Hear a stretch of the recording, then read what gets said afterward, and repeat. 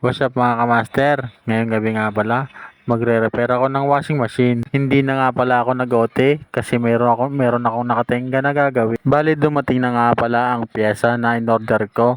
Kaya hindi ko na nga ito ipagpapabukas pa. So tara, simulan na natin.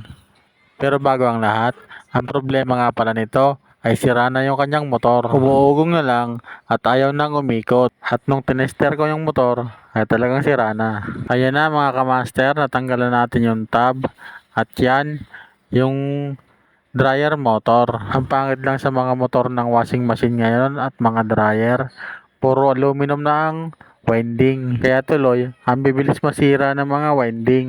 Pero itong ipapalit natin na to ngayon ay copper ang winding nito. Kaya solid ang quality nito. Ang mga aluminum na winding kasi kapag nabasa lang ng tubig ay talagang sira na agad.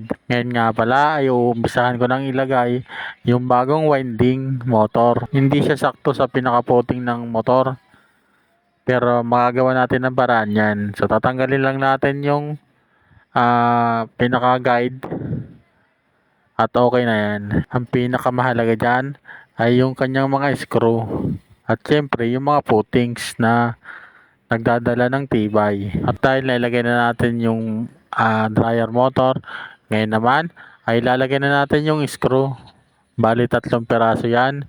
At ilalagay natin ng maayos para sigurado tayo sa ating ginawa. Ang pinaka-importante sa mga ginagantong gawain ay huwag nyo kakalimutan na i-double check para sigurado tayo. Hindi ka dito malilito ka master kasi mayroon namang wiring diagram. So ayan mga master, nakatap na yung line, starting at running. So hindi kayo malilito dyan kasi meron naman yan diagram. Sundan nyo lang yung diagram at siguradong hindi kayo magkakamali. Tips ko nga pala ito sa inyo mga master. Bali, na-experience ko din ito. So sa mga ganitong sira, ang pinakamaganda nyong gawin ay palitan nyo na ng bagong motor, bagong pyesa.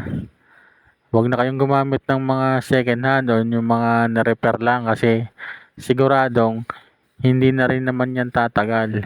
So, bali nagkaroon din ako ng ganitong problema yung nabakliyab ako.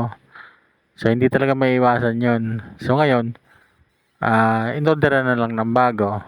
So, sagot naman ni customer yung mga parts. Kasi kamaster, sa bagong pyesa ay nakakasigurado kang tatagal talaga.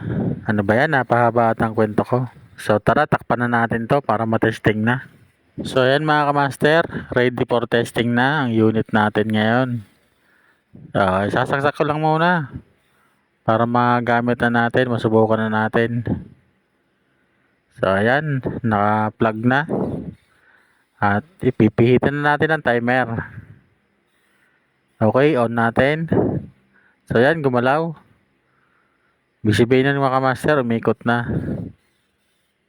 So, i-check natin yung loob kung gumagana talaga. So, ayan mga master, okay. Gumagana na yung tab, umiikot na. Check ko na din yung ilalim. Tinignan ko kung may nausok. So far, wala naman, okay naman.